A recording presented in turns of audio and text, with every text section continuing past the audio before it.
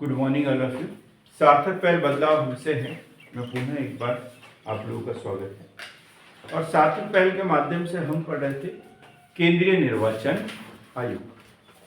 केंद्रीय निर्वाचन आयोग का जो गठन होता है आर्टिकल 324(1) के तहत राष्ट्रपति द्वारा इसकी नियुक्ति की जाती है।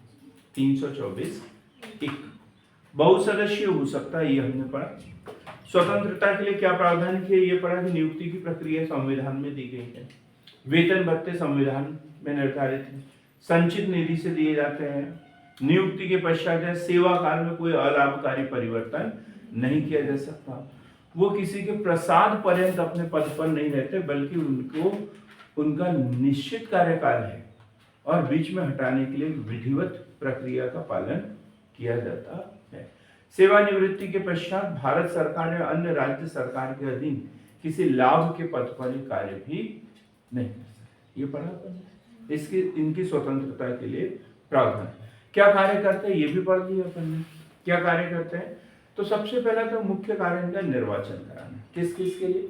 नगर निगम नहीं है ना, संसद या राष्ट्रपति, उपराष्ट्रपति, संसद और राज्य विधान मंडल। राज्य विधानमंडल में विधानसभा, विधान परिषद के सदस्यों के लिए निर्वाचन कराना इनका मुख्य काम है।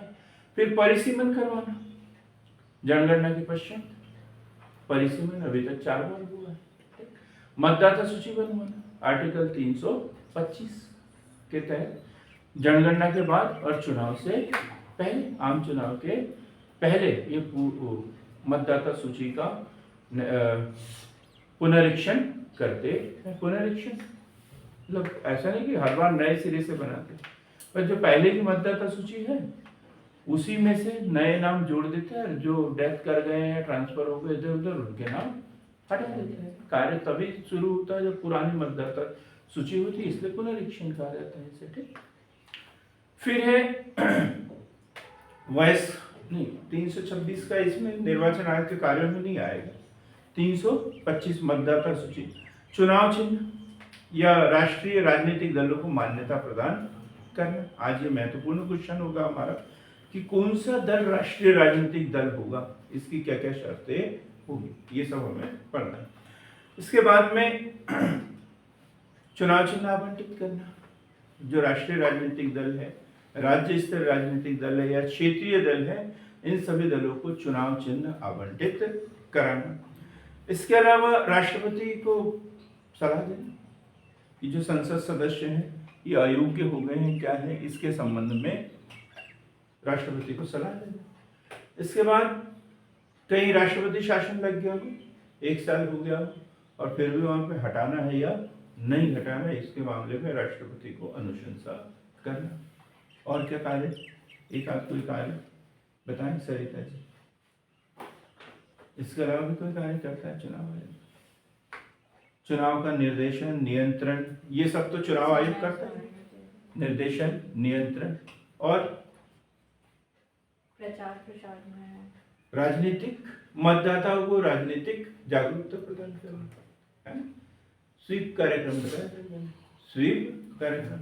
भ्रष्टाचार की जांच करना। भ्रष्टाचार मतलब कोई निर्वाचन से संबंधित एक ऐप बताया था मैंने, कौन सा ऐप था? C vigil. सी विजिल एक पब्लिक ऐप है, गवर्नमेंट के इस्तेमाल के लिए नहीं है। किसके लिए है? पब्लिक के इस्तेमाल के लिए है कि कहीं उनके एरिया में आदर्श, हाँ एक कार्य भी था, आदर्श आचार संहिता का निर्माण करना। राजनीतिक दलों के लिए, प्रत्याशियों के लिए आदर्श आचरण संहिता का निर्माण करना। तो ये सब कार्य हमने पढ़े। प्रथम निर्वाचन आयुक्त कौन थे? सुकुमार सिंह। सुकुमार सिंह। महिला निर्वाचन आयुक्त BS रमा देवी। BS रमा देवी, ठीक है। वर्तमान में किस नंबर के हैं? कौन थे? राजीव कुमार। राजीव कुमार वर्तमान में, इनसे पहले सुशील चंद्र। सुशील चंद्र, ठीक है।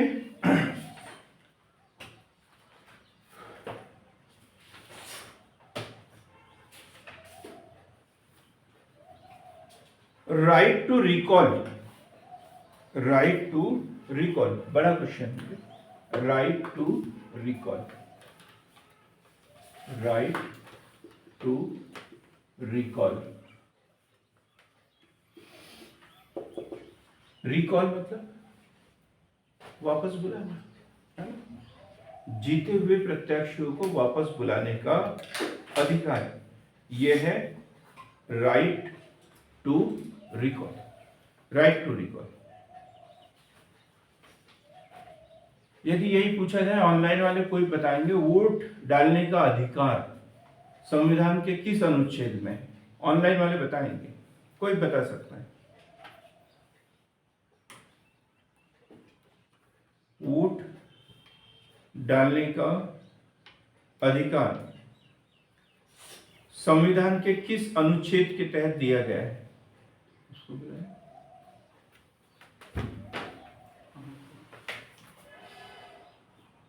आप चिपक गए हैं।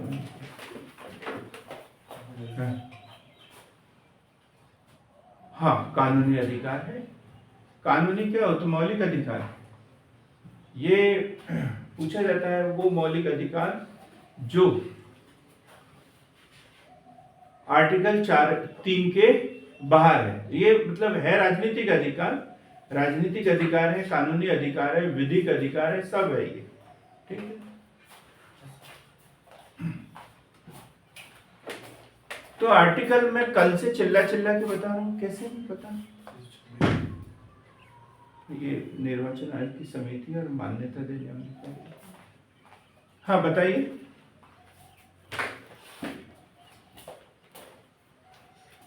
तीन 326, ये कल भी बताया था मैंने, मतदाता सूची 326 और वयस्क मताधिकार 326।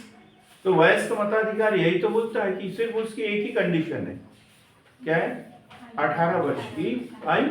फिर बाकी जाति, धर्म, लिंग, जन्म स्थान, मूल स्थान, निवास स्थान, इससे उसका कोई संबंध नहीं है। सिर्फ एक ही कंडीशन है, वो भारत का नागरिक हो और 18 वर्ष की आयु जिसके द्वारा पूरी कर ली गई हो, बस यही शर्त है।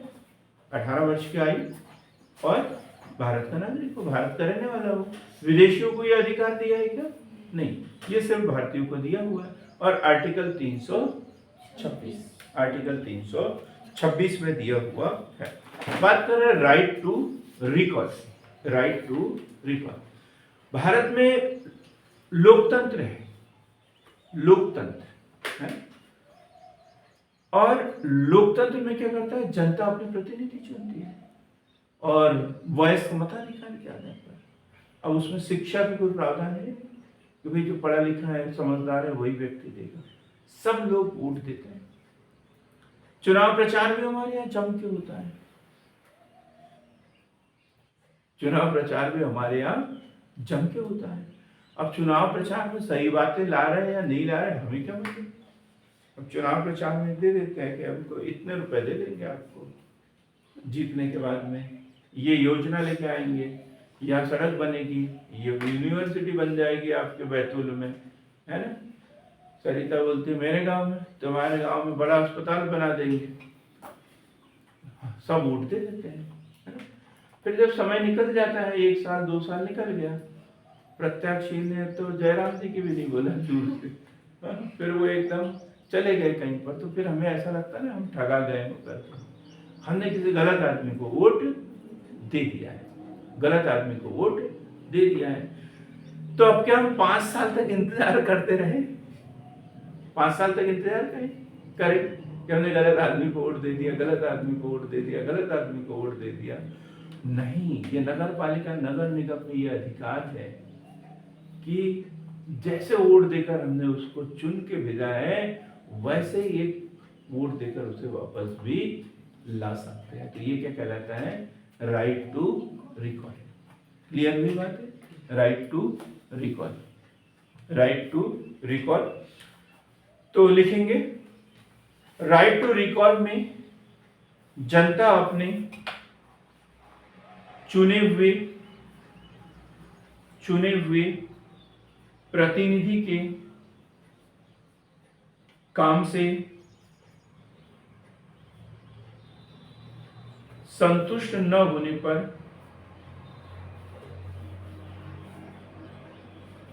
होने पर उसे पद से हटा सकती है।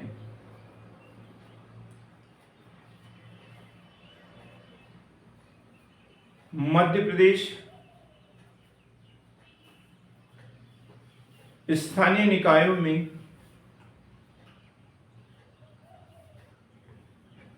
राइट टू रिकॉल लागू करने वाला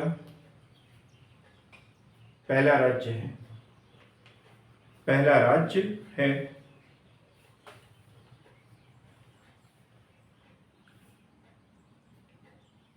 अनूपपुर जिले की पल्लविका पटेल को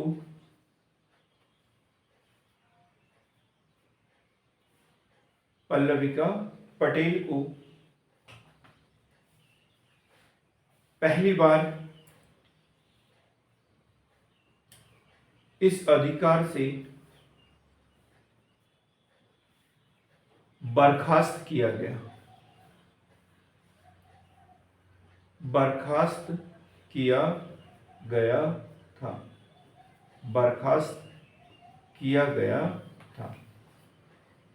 क्लियर हो गया एकदम? किसको? अनूपपुर जिले में पल्लविका पटेल। मध्य प्रदेश पहला राज्य है जहां पर राइट टू रिकॉल लागू हुआ है।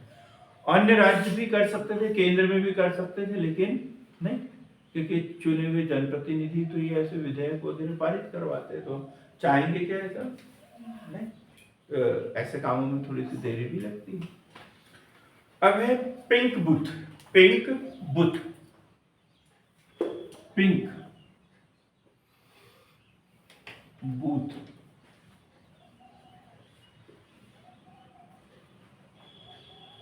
Pink PS polling station. हाँ जी विजय जी, पिंक तो पता है, वोट देते, ये भी पता है। पिंक कहने भी पता है, पोलिंग स्टेशन भी पता है जहां वोट देते हैं। फिर पिंक पोलिंग बूथ क्या है? दोनों को मिला के क्या है? जहाँ मतदान केंद्रों पर सारे अधिकारी जो है वो महिला। बिल्कुल सही बोले आप, बिल्कुल सही बोले। तो ऐसा बूथ जहां पर 3 नंबर 4 नंबर से लेकर पीठासीन अधिकारी तक पूरे अधिकारी, जो मतदान दल के सभी अधिकारी और कर्मचारी महिला सदस्य होते हैं, तो उसे क्या बोलते हैं? Pink polling booth. अक्सर होता क्या है, महिलाओं को ये जो चुनाव ड्यूटी होती है, चुनाव ड्यूटी, उसमें 3 दिन का काम होता है। पहले दिन में सामग्री लेना होता है ना? पहले दिन सामग्री लेते हैं, दूसरे दिन चुनाव करवाते हैं, और रात होते तक सामग्री जमा करते हैं। रात तक कुछ लोग दूसरे दिन 10 बजे 11 बजे घर पहुंचते हैं। तो भी घर से बाहर रह के करना है, तो महिलाओं को इस काम से क्या किया जाता था? अलग रखा जाता था। फिर अब परेशानी क्या होगी? क्या परेशानी? जो महिलाओं को बोल दिया बाप को चुनाव कराना है, क्या काम है? क्या दिक्कत हो गई? नहीं, क्योंकि पहले महिलाएं पढ़ती नहीं थी, नौकरी नहीं लगती थी। अब विकास कर रहा है हमारा देश, अधिकांश ऑफिसों में 50% से ज्यादा महिलाएं कर्मचारी है। पूरा समानता आ रही है धीरे धीरे। अब यदि नियुक्ति में महिलाओं को समानता देंगे और नौकरी में नहीं, काम में नहीं देंगे, तो फिर कैसे काम चलेगा? मतलब पुरुष होना कोई गुनाह हो गया क्या? सारे काम वही करे क्या? वही योगेश कुमार, कोई गुनाह तो नहीं किया हमने पुरुष हो गया कि सारे काम हम ही करें? तो काम भी तो करना पड़ेगा, क्योंकि कर्मचारी इतने ज्यादा, महिलाओं की संख्या मतलब लगभग 50% तो है, और काम बढ़ते ही बढ़ते जा रहे हैं। तो इनका निर्वाचन कार्य में भी सहयोग लेने के लिए पिंक पोलिंग बूथ, क्योंकि जब तक पूरे कर्मचारियों को न लगाए, तब तक निर्वाचन संभव ही नहीं, निर्वाचन संभव ही नहीं। और आप लोगों को जानकर बड़ी खुशी होगी कि इस मध्य प्रदेश में ये polling booth, pink polling booth वाला जो कॉन्सेप्ट है वो हरदा से आया था, और उस समय मैं भी उसका हिस्सा था। हमने ये काम करवाया है, पिंक पोलिंग बूथ वाला हम लोगों ने ही नियुक्ति की थी, आइडिया हम लोगों का था वहां पे। और मध्य प्रदेश का पहला जिला है, आप जीके में याद करोगे, पिंक पोलिंग बूथ के लिए मध्य प्रदेश का पहला जिला कौन सा है? हरदा है। और 2018 के विधानसभा चुनाव में ये काम हमने करवाया था। क्लियर हो गई बात? कौन सा? Pink polling booth. और लिखेंगे इसमें थोड़ा सा, किसी का स्पीकर म्यूट अनम्यूट है उसे म्यूट कर लो।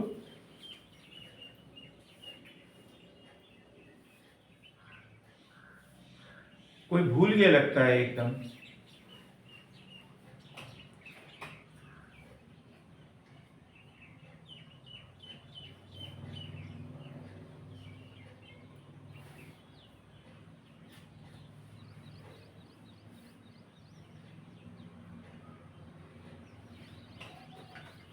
ठीक है, मुझे म्यूट करना पड़ा। भारत में पहली बार पिंक बूथ की शुरुआत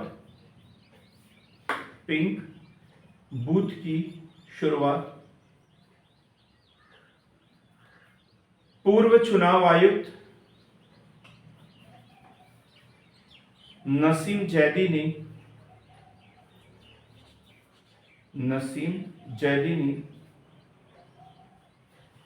2015 की बिहार चुनाव में की थी।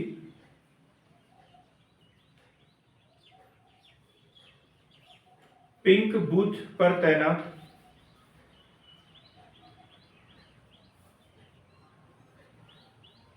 चुनाव अधिकारी से लेकर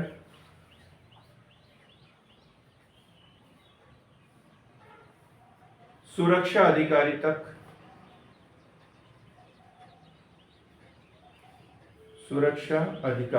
तक सिर्फ महिलाएं होती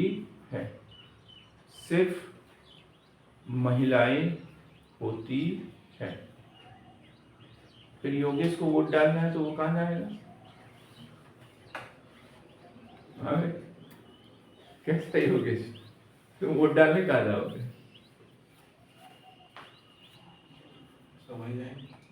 वही जाएंगे। मतलब वोट कोई भी डाल सकता है उसमें, लेकिन सोचोगे कि वोट भी सिर्फ महिलाएं ही डालेगी वहां पे, नहीं, वोट कोई भी डाल सकता है।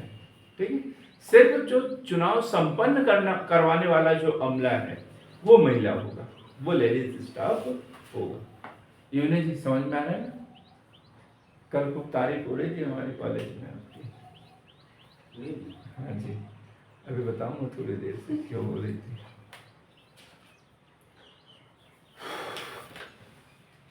भारत में पहले आम चुनाव कब हुए थे पता है किसी को? 1952।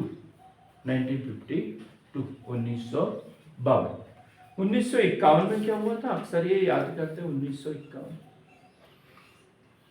हाँ प्रिया, 1951 में क्या हुआ था? इसमें कंफ्यूज रहते हैं। नहीं थी 52, आम चुनाव 52 में हुए। वो तो सही है एकदम, इनका आपको घबराने की जरूरत नहीं है, 52 सही है। हाँ, लोक प्रतिनिधित्व अधिनियम 1951, जिस अधिनियम के तहत चुनाव संपन्न कराया जाता है। 1951 हम इसलिए याद करते हैं, प्रथम पंचवर्षीय योजना की भी शुरुआत 1951 में हुई थी। और दूसरा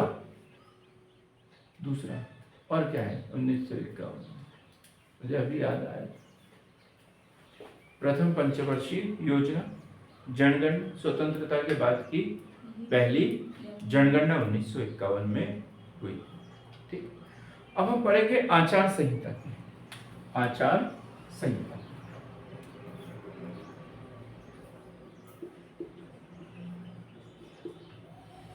नहीं, आम नींबू वाले अचार की बात नहीं कर रहे हैं, आचार संहिता की बात कर रहे हैं।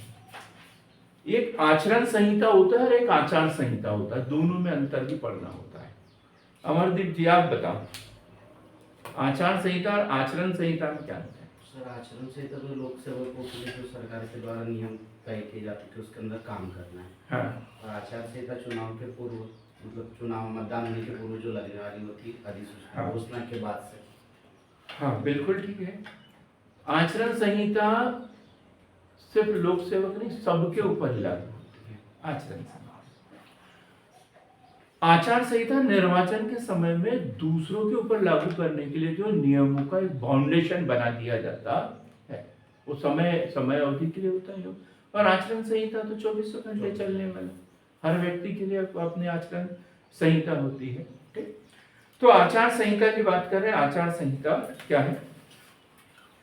तो क्या है आचार संहिता? अब योगेश जी बताएं।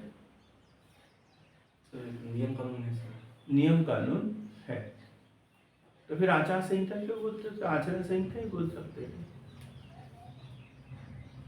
आचार संहिता मतलब निर्वाचन आयोग द्वारा दिए गए दिशा निर्देश। भाई निर्वाचन आयोग जब दे तब उसे आचार संहिता, ठीक, निर्धारित समयावधि के लिए लगती है, बराबर इस तारीख से लगेगी, इस तारीख को ये हट जाएगी। और आचरण संहिता में ऐसा होता है क्या? नहीं, तो हमेशा जन्म से लेकर मृत्यु तक वो आचरण संहिता है। और आचार संहिता निर्धारित समय अवधि के लिए इसकी घोषणा होती है, समाप्ति की घोषणा होती है। आचरण संहिता कैसी होती है क्या? नहीं, क्लियर हो गया हमारे उत्तर पूरा आपका, दोनों में अंतर। तो लिखेंगे आचार संहिता चुनाव समिति द्वारा, आचार संहिता चुनाव समिति द्वारा बनाया गया वो दिशा निर्देश होता है, वो दिशा निर्देश होता है, इसे बोलते हैं एमसीसी। एमसीसी ये शब्द अक्सर आता है, ये समझ में नहीं आता। Model code of conduct, model code of conduct, MCC, आदर्श आचार संहिता। तो क्या लिखा? आचार संहिता चुनाव समिति द्वारा बनाया गया वो दिशा निर्देश होता है जिसे सभी राजनीतिक पार्टियों को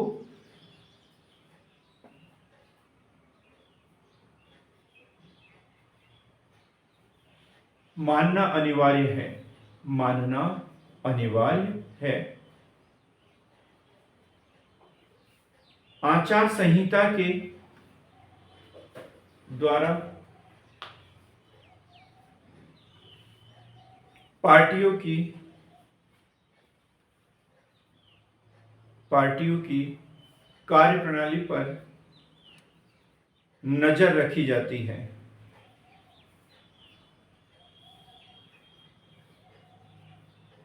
नजर रखी जाती है। अब यही क्वेश्चन पूछते हैं, जैसे अभी विभिन्न हमारे यहाँ चुनाव है, चुनावी माहौल है हमारे यहाँ, है ना? लोगों को ऐसा लगता है जैसे कई जो दबाव समूह है, दबाव समूह जिन्होंने संगठन बना के रखे हैं, जैसे मजदूर संघ, अध्यापक संघ, पटवारी संघ, ये दबाव समूह कहलाते हैं। और ये क्या कर रहे हैं? अभी सरकार के ऊपर दबाव बना रहे हैं कि हमारी ये मांग पूरी कर लो, हमारी वेतन वृद्धि कर लो। अध्यापक संघ बोलता है कि पुरानी पेंशन लागू कर लो, टोपी पहन के जाते हैं। ओपीएस उसे लागू करो। अभी एनपीएस है, एनपीएस न्यू पेंशन स्कीम, और वो क्या बोलते हैं? ओपीएस ओल्ड पेंशन स्कीम, पुरानी पेंशन लागू करो, उसकी बात करते हैं। और उनको पता है कि अभी हुआ तो हुआ, नहीं तो 5 साल तक बैठे नहीं। अब सरकारें भी बोलती है हाँ हम कर देंगे, जो रूलिंग पार्टी है वो भी बोलते हैं, विपक्ष बोलता है हम इससे बड़ा करेंगे, आप जितना मांग रहे हो उससे ज्यादा देंगे। तो आचार संहिता लगा देते हैं ताकि ये सब वादे अब आप नहीं कर सकते। अब आचार संहिता लग गई है, अब कुछ नहीं कर सकते, नया आप कुछ कर ही नहीं सकते। अब जो भी करना है वो चुनाव होने के बाद करना। क्लियर हो गई? नहीं तो राजनीतिक पार्टियां चुनाव के 2 दिन पहले घोषणा कर दें और सब लोग उसके प्रलोभन में आ जाए और वोट कर दे, तो दिक्कत हो सकती है। तो इस वजह से सार्वजनिक उद्घाटन व शिलान्यास पर बैन रहता है। कोई सार्वजनिक भवन वगैरह है कुछ, उसके ऊपर बैन रहेगा। किसी भी नए काम या योजना की स्वीकृति पर मनाही। अब कोई पुल स्वीकृत नहीं हो सकता, कोई रोड स्वीकृत नहीं हो सकता, कोई नई वैकेंसी नहीं निकल सकती, इन सब की स्वीकृति पर क्या है, बैन है आदर्श आचार संहिता के दौरान। सरकारी वाहनों से निकाल लिए जाते हैं सायरन। सरकारी वाहन इसके ऊपर जो सायरन बजते हैं मतलब अधिकारियों के रहेंगे, है ना, अधिकारियों के रहेंगे, लेकिन जो दूसरे प्रचारक है ये है वो इसका इस्तेमाल नहीं कर सकते। सरकारी भवनों का उपयोग नहीं कर सकते। जो चुनाव प्रचार के लिए मंत्री वगैरह आते हैं ना, ये लोग अब जो रेस्ट हाउस वगैरह होते हैं ना सरकारी, पहले साल भर इसमें बैठे रहते हैं, लेकिन चुनाव आचार संहिता के दौरान नहीं, ये सिर्फ अधिकारी इस्तेमाल कर सकते हैं। अब नेता लोग इसका इस्तेमाल नहीं कर सकते। बैतूल में बना है ना रेस्ट हाउस, कहाँ बना है, सर्किट हाउस बोलते हैं यहाँ पर, कलेक्टर ऑफिस के आगे में। क्यों आप जाते हो क्या वहाँ, चाय पानी दे दें है, चलो सही बात। कहीं किसी को रुकना हो अधिकारी बन के तो इनसे पूछ ले। रिश्वत लेना या देना अपराध माना जाएगा फिर उस समय। तो ये आदर्श आचार संहिता। आचार संहिता अब सरकारी कर्मचारी है, यदि कहीं कोई पोस्ट वोस्ट आती है तो उसको रीट्वीट वगैरह कुछ नहीं करना है। सबसे ज्यादा महत्वपूर्ण तो सरकारी अधिकारियों के लिए रहती है आचार संहिता, उनको भी इनका पालन करना रहता है। किसी प्रत्याशी या दल के पक्ष में कोई बात नहीं कर सकते, ना ही पक्ष में और ना ही विपक्ष में। मैं भी चाहता हूँ कि आचार संहिता लगने से पहले ये चुनाव वाला टॉपिक अपना खत्म हो जाए, क्योंकि आचार संहिता लगने वाली है तो उससे पहले पहले पढ़ लिख के खत्म कर दे, रिविजन वगैरह सब खत्म, बात ही नहीं करेंगे अपन चुनाव की। ठीक, तो सहयोग करे जरा सा। अब आचार संहिता के बाद चुनाव से संबंधित कुछ समितियां बनी है। चुनाव से संबंधित कुछ समितियां, चुनाव से संबंधित कुछ समितियां, चुनाव सुधार से संबंधित समितियां। बहुत ही महत्वपूर्ण क्वेश्चन एग्जाम में ये पूछा जाता है। तो सबसे पहले पढ़ते हैं हम तारकुंडे समिति। तारकुंडे समिति किस समिति की बात कर रहे हैं, तारकुंडे समिति। निर्वाचन सुधार से संबंधित समितियां पढ़ रहे हैं। प्री के लिए भी महत्वपूर्ण है और मेंस के लिए भी ये क्वेश्चन बहुत ही महत्वपूर्ण है। तारकुंडे समिति गठन हुआ 1974, 1975, 1974-75। और यहाँ क्वेश्चन बनेगा, 3-4 समितियां दी रहेगी, उसमें पूछ सकते हैं निम्नलिखित में से कौन सी समिति का संबंध चुनाव सुधार से है, निम्नलिखित में से कौन सी समिति का संबंध चुनाव सुधार से नहीं है। या अलग क्वेश्चन बन सकता है, बैंकिंग सुधार से संबंधित समिति कौन सी नहीं है, उसमें भी ये नाम दिया जा सकता है। तब भी हमें पता होना चाहिए कि इसका संबंध तो चुनाव सुधार से है, तो बैंकिंग से तो हो ही नहीं सकता। क्लियर हो गई? तो ऐसे उत्तर हमें निकालना है। तो तारकुंडे समिति 1974-75, और इसने जो अनुशंसा दी थी उसमें दी थी आकाशवाणी व दूरदर्शन के माध्यम से प्रचार प्रसार, आकाशवाणी व दूरदर्शन के माध्यम से प्रचार प्रसार,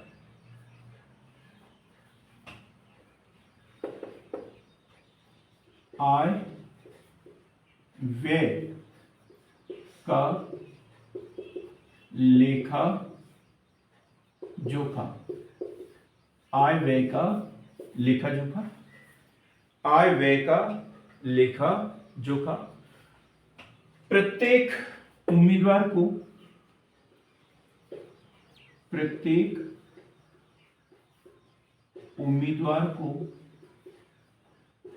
कुछ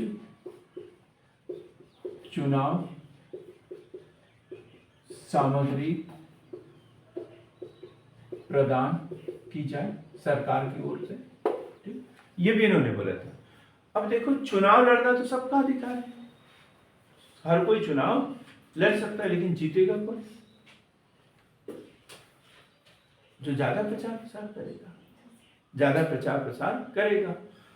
अब ज्यादा प्रचार प्रसार कौन करेगा? जिसके पास पैसा होगा, पैसा होगा। तो वहां दो बातें इन्होंने कर दी, एक तो आय व्यय का लेखा जोखा रखो, भाई आपने इतने पैसे चुनाव में खर्च किए, और एक लिमिट बांध दी फिर बाद में कि आप इससे ज्यादा चुनाव प्रचार पर पैसा खर्च नहीं कर सकते। जैसे उसमें है ना कि चुनाव होने के बाद में आय व्यय का लेखा जोखा देना होता है चुनाव प्रचार का, और नहीं दिया तो आपकी सदस्यता समाप्त कर दी जाती है। और फिर अब गरीब उम्मीदवार है, अब वो आय व्यय का हिसाब किताब क्या, उसको तो पता ही है मुझे कितना खर्च करना है, ठीक है। लेकिन जिसके पास कुछ भी पैसा नहीं है वो भी चुनाव लड़ता है, तो इन्होंने बोला था कि सरकार उसको कुछ चुनाव सामग्री, प्रचार प्रसार सामग्री निःशुल्क प्रदान करे, ये इन्होंने बोला था। किसने? तारकुंडे समिति, तारकुंडे समिति। मतदान की आयु, मतदान की आयु 21 वर्ष से घटाकर 18 वर्ष कर दिया जाए, 21 वर्ष से घटाकर 18 वर्ष कर दिया जाए। तो 1975 में इनकी रिपोर्ट आई, और फिर अपन ने पढ़ा कौन सा संविधान संशोधन, 61वां संविधान संशोधन 1989, 1989 में कितना कर दिया? 18 वर्ष कर दिया गया। तो इसी समिति के अनुशंसा पर फिर एक 3 सदस्यीय चुनाव आयोग करने की बात, 3 सदस्यीय चुनाव, 3 सदस्यीय करने की बात। चुनाव आयोग को 3 सदस्य, त्रिस्तरीय नहीं, 3 सदस्य करने की बात की, क्योंकि संविधान में तो लिखा है 324 में के निर्वाचन आयोग बहुत सदस्य होगा, है ना। लेकिन पता चला कि हमारे यहाँ 1 सदस्य चल रहा था, तो इन्होंने बोला कि नहीं, भारत बड़ा देश है, निर्वाचन बड़ा महत्वपूर्ण काम है, तो इसलिए इसको थोड़ा सा विस्तार किया जाए, पर 3 सदस्य करने की बात इन्होंने की थी। राइट टू रिकॉल की सिफारिश इनके द्वारा की गई, राइट टू रिकॉल की सिफारिश इनके द्वारा की गई, राइट टू रिकॉल की सिफारिश इनके द्वारा की गई। इससे पहले एक समिति लिखना था अपने को, के संथानम समिति, के संथानम समिति, ये पहले गठित हुई थी, गलती से हमने नहीं लिखवा पाए थे इसे। तो के संथानम समिति, ये तो बहुत ही महत्वपूर्ण समिति है, बार बार इससे संबंधित क्वेश्चन पूछा गया, और मेरा तो ये इससे कुछ ज्यादा ही लगाव रहा है इस समिति से, क्योंकि 2-3 बार ये क्वेश्चन पूछा गया, चाहे सेट का कुछ पेपर दिया हो तब भी ये क्वेश्चन पूछा, फिर MPPSC का ये जो असिस्टेंट प्रोफेसर वाला दिया था तब भी ये क्वेश्चन पूछा गया था, ये PSC ने भी 2-3 बार ये क्वेश्चन, जो प्रशासनिक है उसने भी ये क्वेश्चन पूछा है। के संथानम समिति 1962 अमरदीप काय से संबंध था इसका? उससे संबंधित अपने 1964 में इसके आधार पे सतर्कता आयोग का गठन किया। सतर्कता आयोग का गठन किया गया। सतर्कता आयोग का गठन, सतर्कता आयोग का क्या कार्य? भ्रष्टाचार, CCI नहीं, CCI नहीं, CVC, हाँ CVC, CCI मतलब कंपटीशन कमीशन, प्रतिस्पर्धा आयोग, CVC। तो इसका गठन भ्रष्टाचार को रोकने के लिए किया गया कि कहाँ क्या हो रहा है, कोई गड़बड़ तो नहीं हो रही। तो भाई चुनाव में सबसे ज्यादा भ्रष्टाचार होता है, चुनाव में पैसा कहाँ से आता है इतना खर्च करने के लिए, तो ये सब जांच करने के लिए ये के संथानम समिति का महत्वपूर्ण योगदान। और कब? 1962। और उन्होंने क्या अनुशंसा दी थी? निर्वाचन में शामिल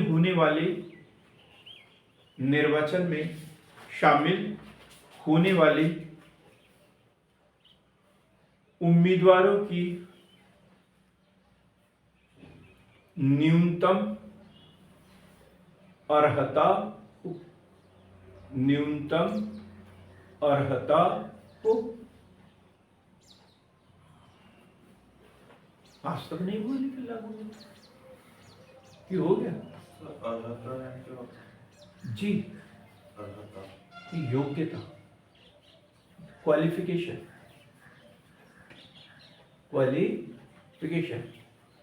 है क्या अभी कुछ?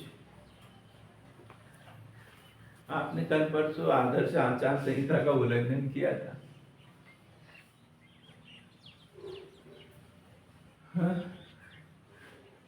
तो पहली शर्त पढ़ ली इनकी, क्या बोली थी? निर्वाचन में शामिल होने वाले उम्मीदवार की न्यूनतम अर्हता हो। ये क्वेश्चन पर, ये जो जिसे हम याद कर रहे हैं ना, ये पूछा जाएगा। बोलेगा किस समिति के द्वारा ये अनुशंसा की गई? तो किस समिति के द्वारा? के संतानम समिति। और दूसरी अनुशंसा इनके द्वारा की गई थी, समय समय पर निर्वाचन क्षेत्रों का परिसीमन हो। समय पर निर्वाचन क्षेत्रों का परिसीमन होना चाहिए। इसके बाद हम पढ़ेंगे दिनेश गोस्वामी समिति।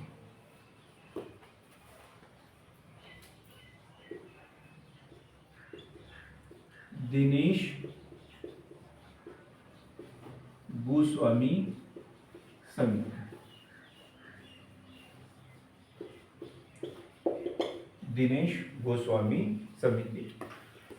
1990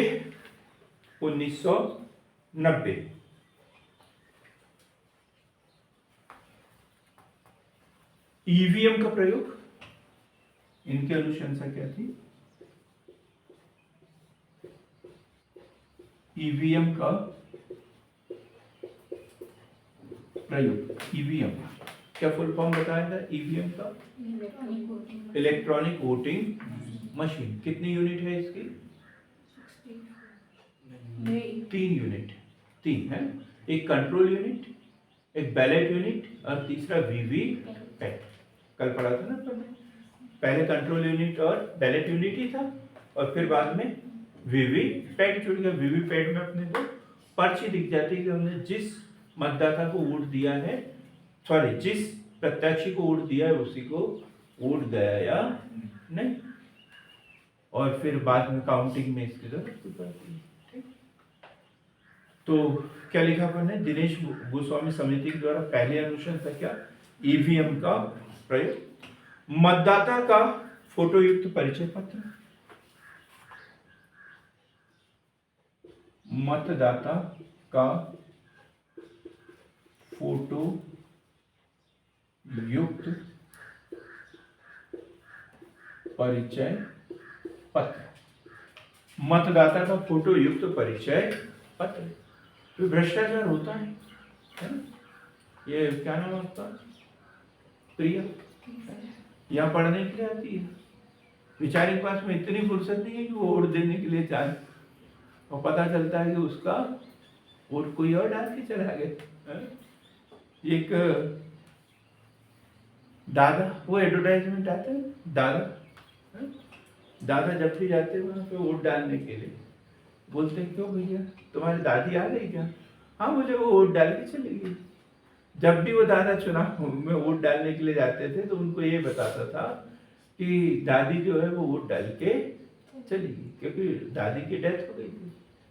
मतदाता सूची में नाम था पहले से, उनको पता नहीं। तो जब भीड़ भड़क का नहीं होता तो सुबह सुबह तभी वो वोट डलवा देते थे किसी के भी हाथ से उसका।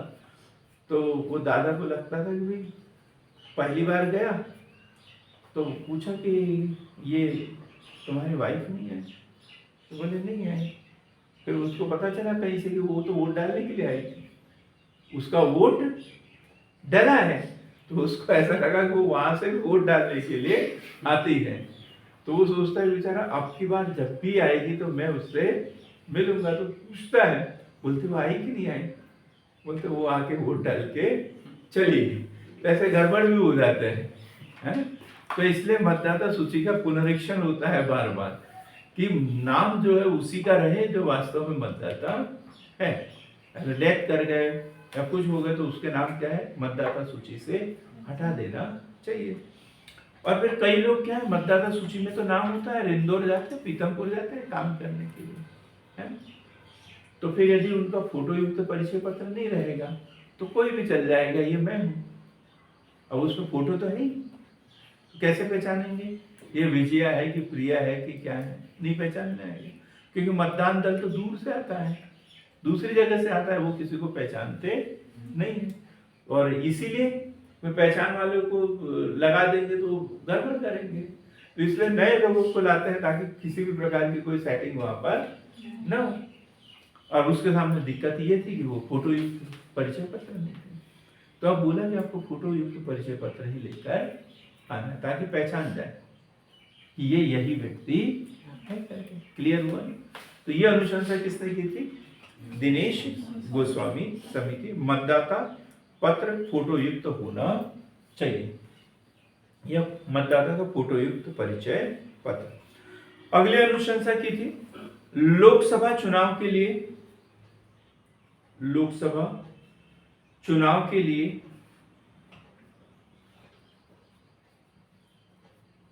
लोकसभा चुनाव के लिए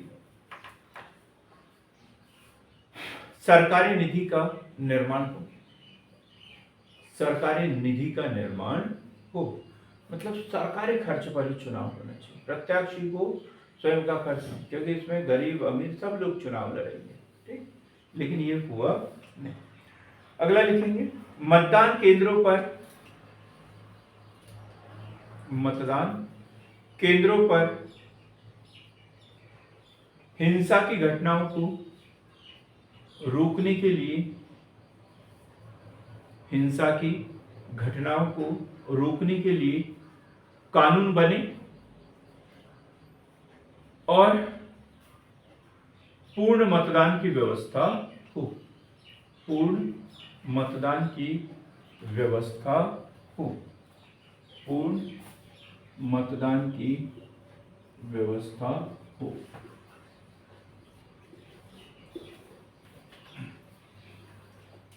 अब लिखेंगे हम अगला लोकसभा या विधानसभा के लिए,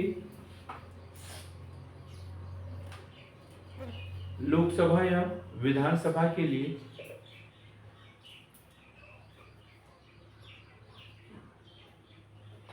प्रत्याशी की या उम्मीदवार की न्यूनतम आयु 21 वर्ष हो,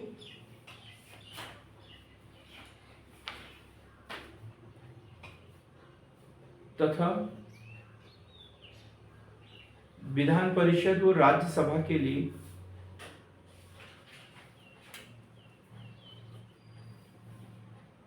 विधान परिषद व राज्यसभा सदस्य के लिए आयु 25 वर्ष। ये स्वीकार हुआ है? नहीं हुआ? नहीं हुआ, यह अस्वीकृत कर दिया था तुरंत। अभी भी जो है लोकसभा और राज्य विधानसभा के लिए 25 वर्ष है, विधान परिषद और राज्यसभा के लिए 30 वर्ष है। अगली जो अनुशंसा की थी इन्होंने, काम चलाऊ सरकार, काम चलाऊ सरकार अधिकतम 6 माह तक रहे, अधिकतम 6 माह तक रहे, तथा उसके बाद मध्यावधि चुनाव हो, मध्यावधि चुनाव हो।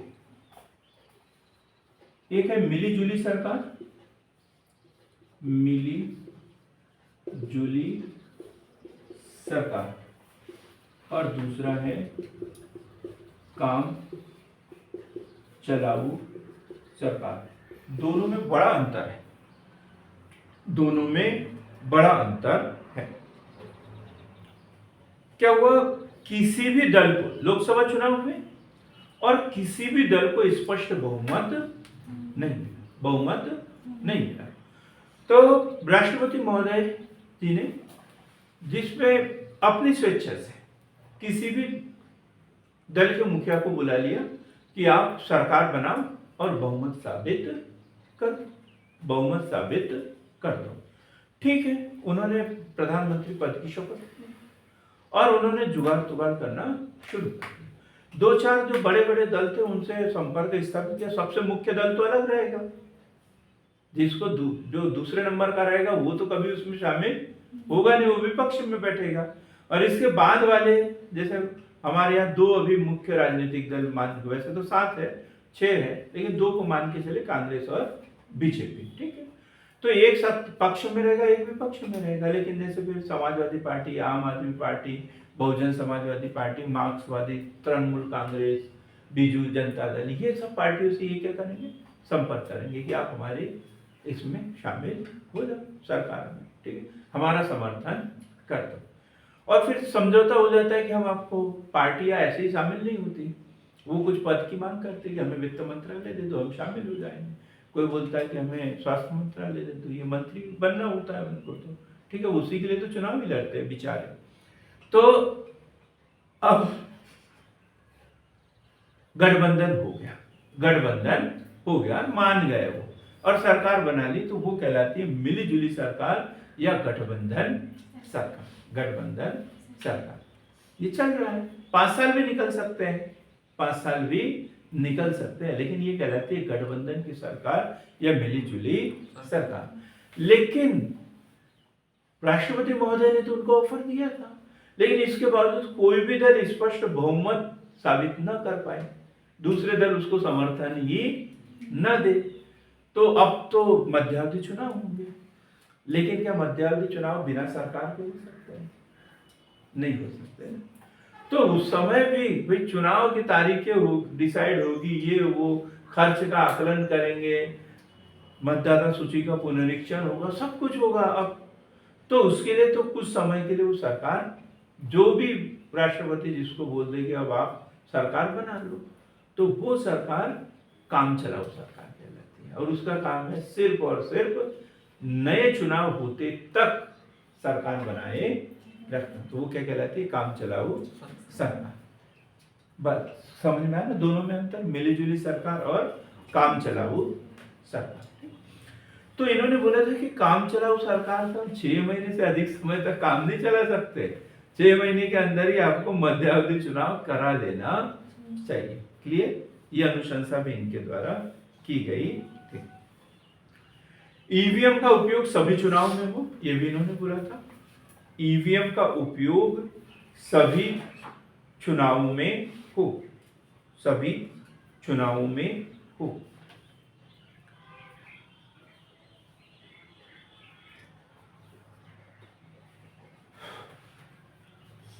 फिर है टीएन शेषन समिति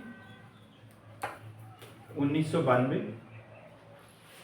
तो चुनाव आयुक्त थे, मुख्य चुनाव आयुक्त टीएन शेषन साहब। भारतीय चुनाव पर यदि सबसे अधिक प्रभाव पड़ा है किसी व्यक्ति का, तो वो है टीएन शेषन। बहुत अधिक सुधार करवाए इन्होंने, हम पूरा अलग से पढ़ेंगे इनको, तो अभी तो सिर्फ ये समिति के विषय में लिख लेते। 1992 में, और इन्होंने अनुशंसा की थी 1 से अधिक क्षेत्रों में चुनाव लड़ना प्रतिबंधित, चुनाव लड़ना प्रतिबंधित, 1 से अधिक। मतलब अभी बीच में भी अपने बीच में बात उठी थी ना, एक प्रत्याशी जो होता है 1 से अधिक स्थानों से चुनाव लड़ लेता है, लड़ते हैं, तो वही वाली बात। तो इन्होंने क्या बोला था कि एक प्रत्याशी को सिर्फ एक ही जगह से चुनाव लड़ना चाहिए, और वही होगा कि उस क्षेत्र की मतदाता सूची में उसका न हो, वहां से चुनाव लड़। टीएन शेषन साहब को हम 2-4-5 बातों के लिए और याद करेंगे, यहीं पर लिखेंगे, यहाँ पर टीएन शेषन, इसी समिति में ही लिख लेते हैं। कौन थे? मुख्य चुनाव आयुक्त। 1990 से 1995 तक रहे, 1990 से 1995 तक। और क्या क्या सुधार किए इन्होंने, तो वो देख लेते हैं। पॉइंट टू पॉइंट लिखेंगे, महत्वपूर्ण है ये। मेंस के लिए अक्सर ये क्वेश्चन पूछा जाता है।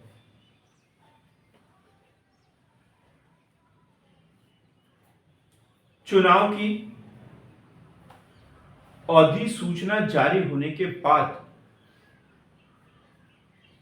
चुनाव की अधिसूचना जारी होने के बाद कौन जारी करता है अधिसूचना? राष्ट्रपति। जरूर थोड़ी राज्यपाल भी तो जारी कर सकता है। हाँ जी, यही तो समझ की बात है।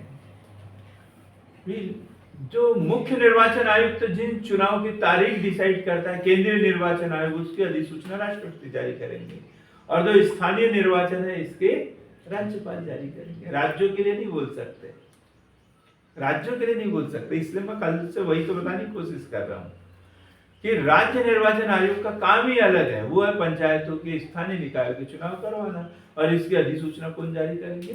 राज्यपाल। ठीक। तो क्या चुनाव की अधिसूचना जारी होने के बाद चुनाव की प्रक्रिया संपन्न होने तक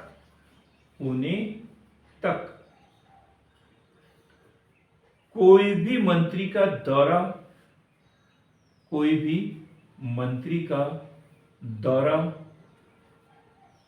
सरकारी व्यय पर नहीं होगा, सरकारी व्यय पर नहीं होगा।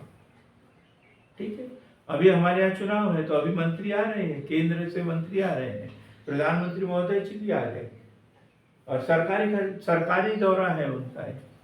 लेकिन जब आचार संहिता लग जाएगी तो फिर पार्टी के खर्च पर आए, अपने व्यय पर आए, और जो खर्च होगा वो किसके खाते में जुड़ेगा? अमरदीप, उनके सबकी व्यक्तिगत पार्टी के आदमी हो क्या अमरीश पुरी? हाँ, ये बता, ये उस प्रत्याशी के खाते में जुड़ेगा जिसके पक्ष में वो चुनाव प्रचार करने के लिए आया है, और जो चुनाव प्रचार की जो लिमिट है ना, इतना ही खर्च कर सकते हो, उस खर्चे में जुड़ेगा कि ये व्यक्ति भी हमारे इधर से चुनाव प्रचार करने के लिए आया था, इसके आने जाने का व्यय, खाने पीने का, रहने का इतना खर्च, वो बात समझ में आई ना एकदम क्लियर? उस प्रत्याशी के खर्चों में जुड़ेगा, ना कि उस व्यक्ति के। फिर सरकारी खर्चे पे खर्चा भी नहीं करेंगे, आप स्वयं खर्च भी करो, लेकिन जोड़ो कहां पर? उस प्रत्याशी के खर्च में जुड़े। बात एकदम क्लियर हो गई? क्या लिखा है इसमें? चुनाव की अधिसूचना जारी होने के बाद से चुनाव की प्रक्रिया संपन्न होने तक कोई भी मंत्री का दौरा सरकारी व्यय पर नहीं होगा। दूसरा, चुनाव प्रचार में पहले क्या होता था प्रिया? जब मैं छोटा बच्चा था तब गांव हमारे कच्चे मकान होते थे, मिट्टी वाले, और पुताई करते थे। दीपावली का भी त्योहार आता था, दशहरे का, तो हमारी माता जी को भी देखा, हमने पूरे मोहल्ले वालों को देखा है, मिट्टी लाना है ना, उसको बारीक करना, और फिर वो फटे हुए कपड़े से, पहले तो लोगों को फटे कपड़े भी नहीं मिलते थे गांव में, क्योंकि इतना पहनते थे कि 10-10 बार सिलते थे, तब तक पहनते थे। तो ये झाड़ू पोछा, इसके लिए भी फटे वाले कपड़े नहीं मिलते थे, इतना कपड़ों को पहनते थे पहले। आज तो मिल जाते, पहले नहीं मिलते थे। तो अब पुताई की, सब कुछ किया है ना, और चुनाव प्रचार हुआ, और आके लिख के चल जाते थे, वो लिख के चल जाते थे 17 तारीख को है मतदान, इस पे ही लगे निशान, ऐसे कुछ भी लिख के चल जाते थे। तो बड़े वादे हो जाते थे उसमें कि इतना अच्छा हमने पुताई किया, लिखा, और फिर लिख के चल जाते थे, और वो लिखा रहता था, वो मिटता कब था? अगले दशहरे को या अगली दीपावली, अगले दशहरे को या अगली दीपावली को। और वो लिखते थे कलर से, और पुताई होती थी मिट्टी से, है ना? कलर स्थायी होता था, और मिट्टी बारिश वगैरह आती थी धुल जाता था, तो वो पुताई करने के बाद में भी उनका लिखा हुआ बाद तक लिखा रहता था। अगले साल जब चुनाव होते थे तो बोलते थे पेंटर को लाने की जरूरत तो नहीं है, पहले जो लिखा है ना उसी के ऊपर से कलर घुमा देना, पहले से लिखा हुआ है वहां पे। ऐसा भी हो जाता था, मतलब इतनी दीवारें सरकारी बिल्डिंगें खराब कर देते थे। लिखने का काम होता था, बस मिटाने को भूल जाओ। लेकिन अब क्या है, इन्होंने बोला था चुनावी खर्च में लिखने के साथ साथ मिटाने का खर्च भी शामिल कर दिया जाए, जो लिखेगा वही मिटाएगा। चुनाव संपन्न हुए उसके बाद में पूरा हिसाब भी देना पड़ता है कि हमने यहाँ लिखा था, यहाँ पूरा मिटा भी दिया जाए। अच्छी बात की नहीं है। अब हमें कहीं पर भी सरकारी बिल्डिंगों पे या दूसरी बिल्डिंगों पर कहीं चुनाव प्रचार दिखता है, क्या लिखा हुआ नहीं दिखता। नहीं तो अब हमारी बिल्डिंग पे कोई लिख के चल जाए पीछे तो फिर बड़ी दिक्कत हो जाएगी ना, क्योंकि इसको पुताई का खर्च कितना महंगा होता है। लिखेंगे इसमें चुनाव प्रचार में लिखने के साथ साथ मिटाने का व्यय भी करना होगा, मिटाने का व्यय भी करना होगा।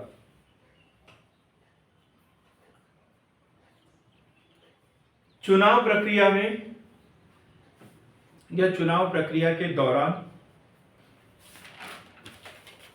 चुनाव प्रक्रिया के दौरान नियुक्ति व तबादले पर रोक लगा दी जाए। नियुक्ति व तबादले पर रोक लगा दी जाए।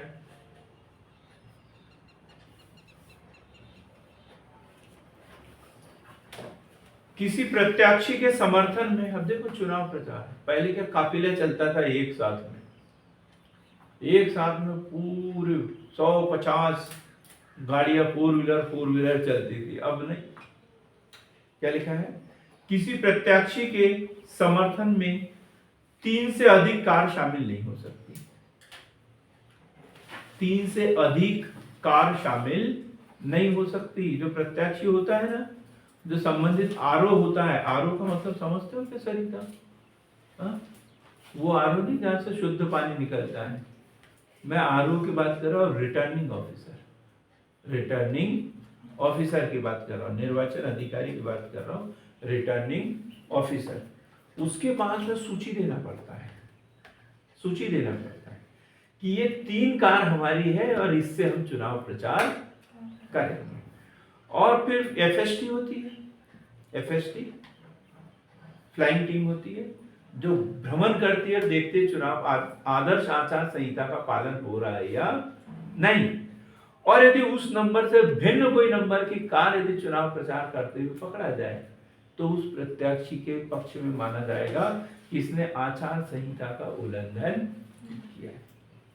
ठीक, याद रखना बराबर है ये। तो इसमें क्या बोला, 3 से अधिक कार नहीं हो सकते। चुनावी खर्चे की निगरानी, अगला चुनावी खर्चे की निगरानी वित्त आयोग विभाग देखेगा, वित्त विभाग देखेगा, वित्त विभाग देखेगा।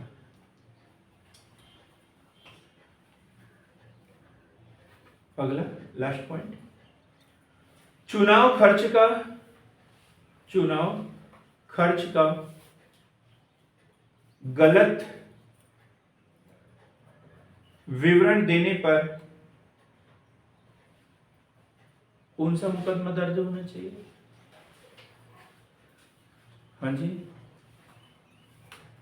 आप लोगों ने पढ़ा है सबने। अमरदीप, आप तो पास भी हो गए हो। सिविल फिर दंडित हो जाएगा। अयोग्य घोषित हो जाएगा। ये तो सिविल मुकदमा है, दंड फौजदारी मुकदमा दर्ज किया जाए, मतलब वहां तो होगा ही, इधर आपको जेल की कार्यवाही भी होगी, सजा भी होगी। ठीक, क्या लिखा है, चुनाव का गलत विवरण देने पर फौजदारी मुकदमा दर्ज होना चाहिए।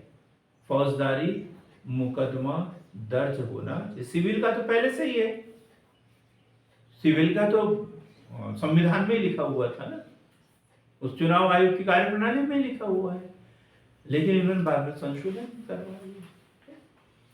कितना खर्च होता है चुनाव में, लोकसभा के लिए और विधानसभा के लिए? देखो ये बड़ा ही महत्वपूर्ण है, यहां से क्वेश्चन बन सकता है इस साल।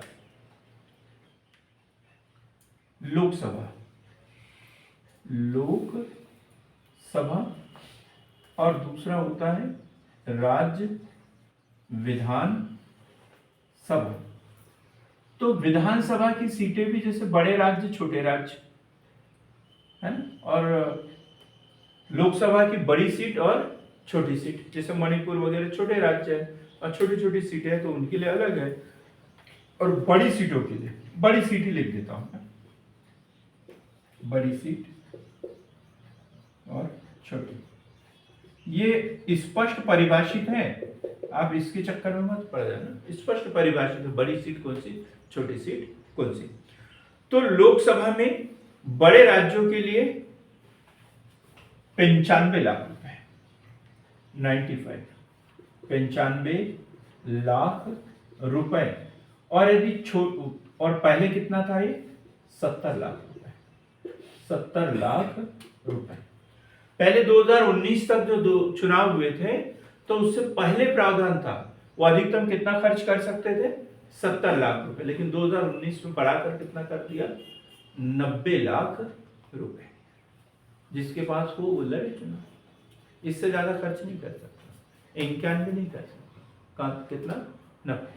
और जो छोटे राज्य है वहां के केंद्र, वहां की जो संसदीय क्षेत्र है वहां पर कितना, छोटे राज्यों के लिए 75 लाख रुपए, और पहले ये 54 लाख रुपए था। छोटे राज्यों के लिए 75 लाख रुपए, पहले कितना था ये 54 लाख रुपए। ये छोटी सीट का मतलब मैंने बड़े राज्य बताए, मतलब बड़ी सीट का मतलब बड़े राज्य और छोटी सीट मतलब छोटे राज्य। अब हम बात करते हैं विधानसभाओं के लिए, विधानसभाओं के लिए। तो वहां पे भी बड़े राज्यों के लिए पहले जो 28 लाख रुपए था उसको 40 लाख रुपए कर दिया।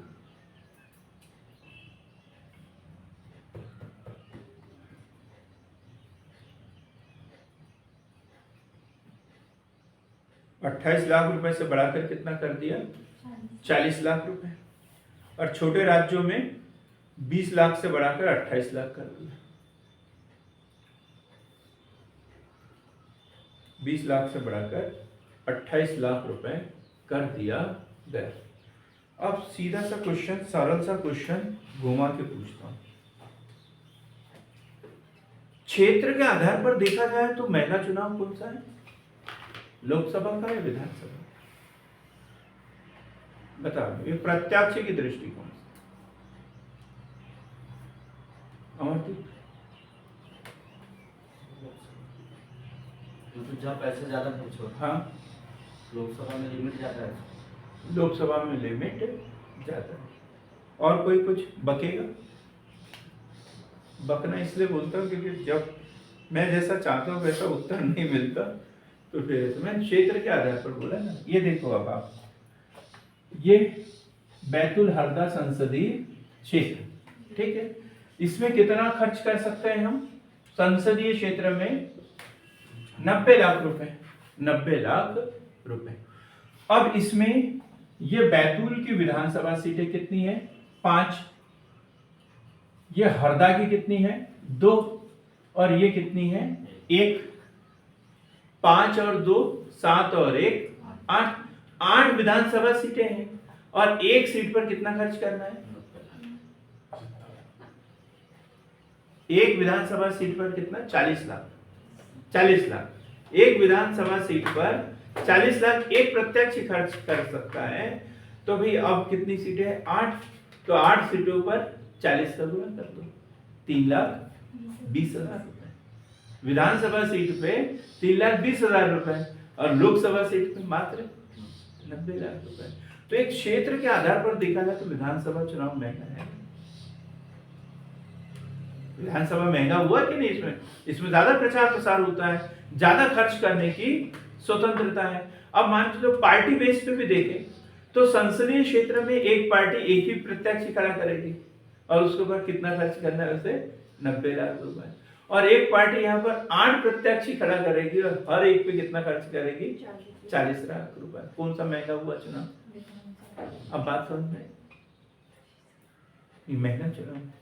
ठीक, तो क्लियर हो गया। ये चुनाव खर्च वाला जो मामला है इसे बिल्कुल नोट करके रखना, क्योंकि 2019 में बदला है और अभी चुनाव भी है, तो ये क्वेश्चन बन सकते हैं, इस साल बन सकते हैं। और कुछ समितियों के बारे में लिखेंगे हम। टीएन सेशन समिति के बारे में, बोहरा समिति, बोहरा समिति,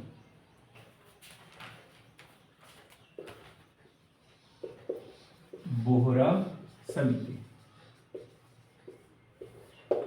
और बोहरा समिति 1993।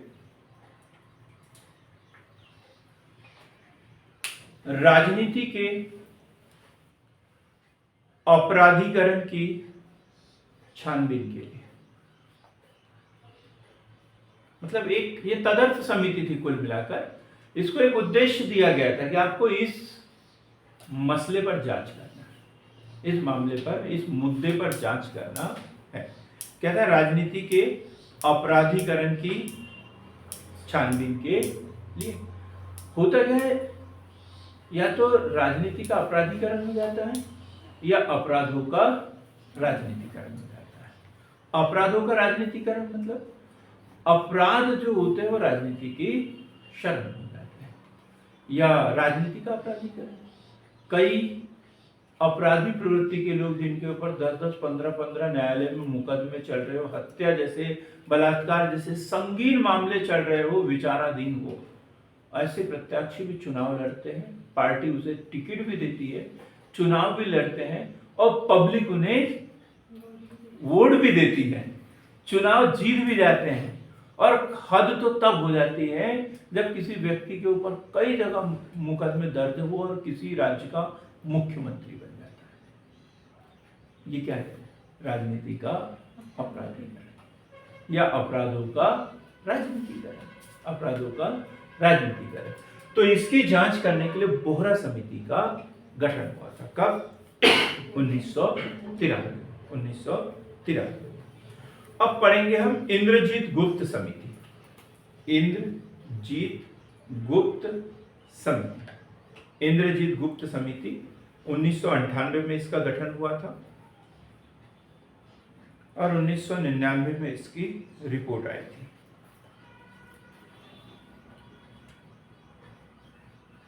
इनका यही था कि चुनाव जो है सरकारी खर्च पर हो, इसी के लिए ये समिति बनाई गई थी। फिर लिखेंगे जीवन रेड्डी समिति 2011।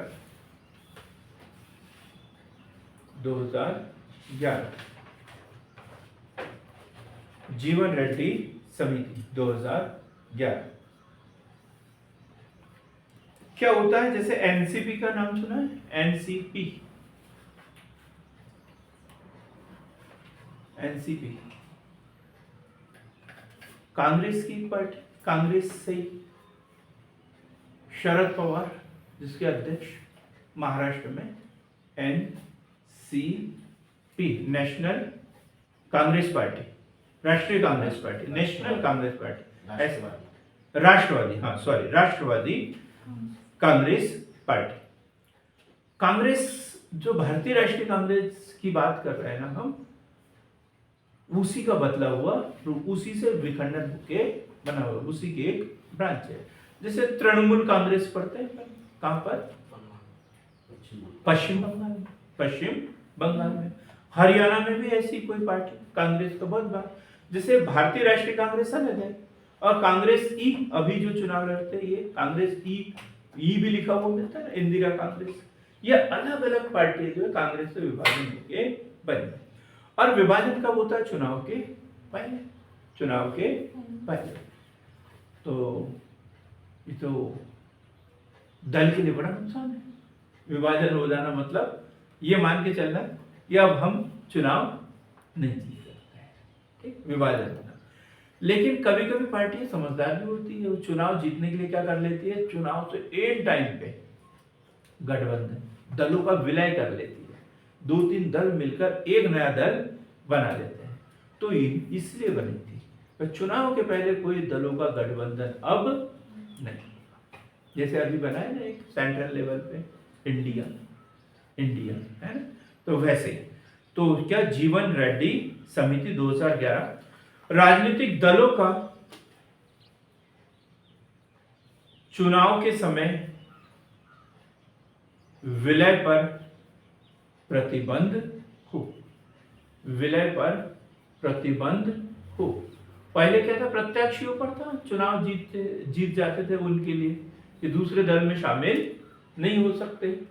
तो फिर कौन सा था, क्या 1985 दल बदल, 52वां संविधान संशोधन अधिनियम 1985, 10वीं अनुसूची जोड़ दी और उसमें दल बदल प्रतिबंधित कर दिया। लेकिन ये कब होता है, चुनाव जीतने के बाद।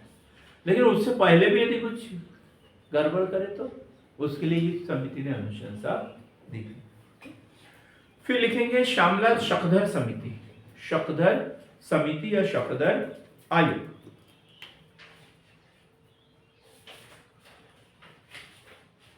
शकधर आयोग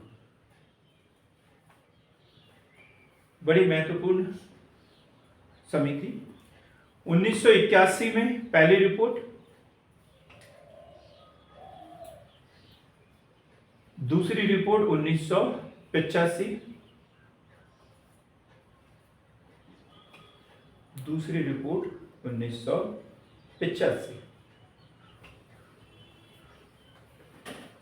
1985।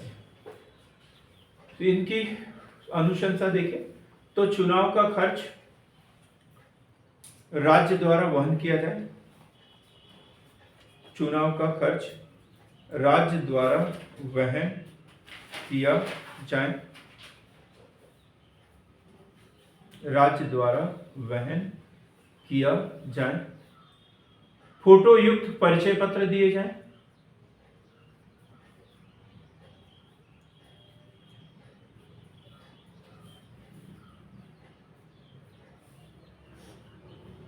जो भी उम्मीदवार होगा,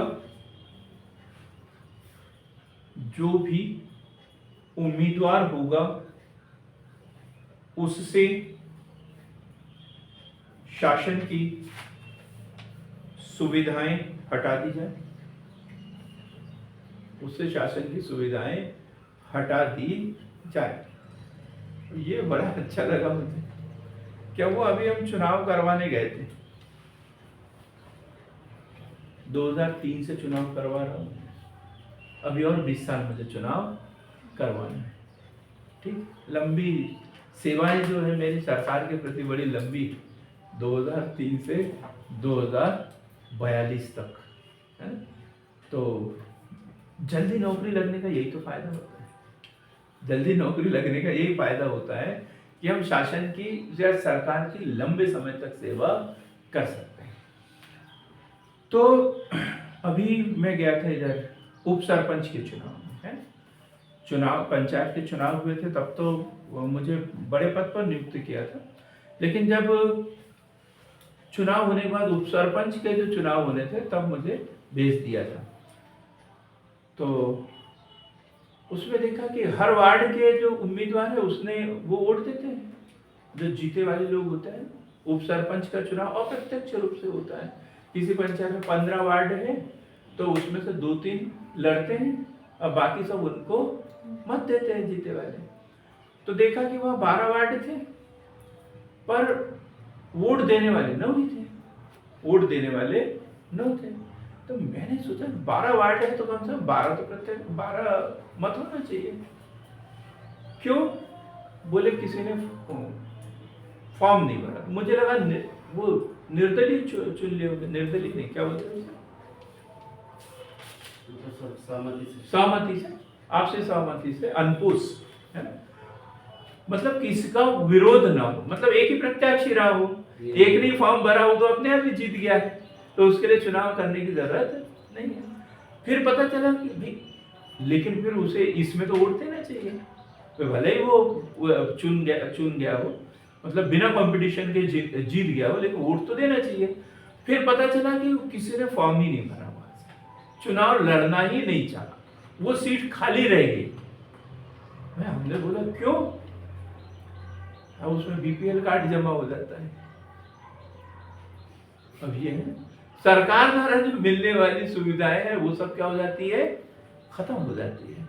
तो कौन चुनाव लड़ेगा, फायदा तो कुछ है नहीं और नुकसान अलग से हो जाए। तो कई लोग चुनाव ही नहीं लड़ना चाहते। ये अनुशंसा किसने की थी, शपथ आयोग के द्वारा। क्या कि जो भी उम्मीदवार होगा उससे शासन की सुविधाएं हटा लेनी चाहिए, हटा लेनी चाहिए। क्लियर होगी बात है? जमानत राशि को 10 गुना बढ़ाकर 5,000 रुपए कर देना चाहिए। जमानत राशि को बढ़ाकर 5,000 रुपए कर देना चाहिए। यह थोड़ा समझने लायक है हमारे लिए। जमानत राशि, जमानत राशि। अब देखो इसमें क्या है, अमरदीप समझो भाई। हाँ जी। चुनाव तो गरीब आदमी भी लड़ लेता है ना? तो हर आदमी चुनाव लड़ने लग जाए, हर आदमी चुनाव लड़ने लग जाए। भाई कुछ तो शर्त हो, कुछ तो शर्त हो। अब जैसे कई लोग मुझे भी सलाह देते रहते हैं, आप निःशुल्क पढ़ाते रहते हो, निःशुल्क पढ़ाते रहते हो, इसलिए कदर नहीं है। कदर पढ़ाने की नहीं होती है, कदर काय की होती है, पैसों की होती है। यदि आप किसी से 500 रुपये महीना लोगे, 1000 रुपये महीना लोगे, तो बच्चा क्या, उसके माँ बाप भी आपसे आके मिलेंगे, पूछेंगे कि मेरा बेटा बेटी कैसा पढ़ रहा है, कैसी पढ़ रही है। अब आप फ्री में पढ़ा रहे हो, कुछ भी पढ़ा दो उनको, वो कोई कदर करने वाले हैं नहीं। आप कम से कम 100 रुपये ले लो, 50 रुपये ले लो। मैं बोलता मैं बिल्कुल नहीं बोलता। अब ऐसे चुनाव यदि फ्री में कोई चुनाव लड़ने लग जाए, हर कोई आदमी, अगली बार पता चला कि विजया जी जैसे ही 25 साल की हुई, पहले सबसे पहले मैं चुनाव लड़ूंगी। नौकरी तो जीवन भर बाद में करते रहो, पहले चुनाव लड़के देख लीजिए, ऐसा हो सकता है।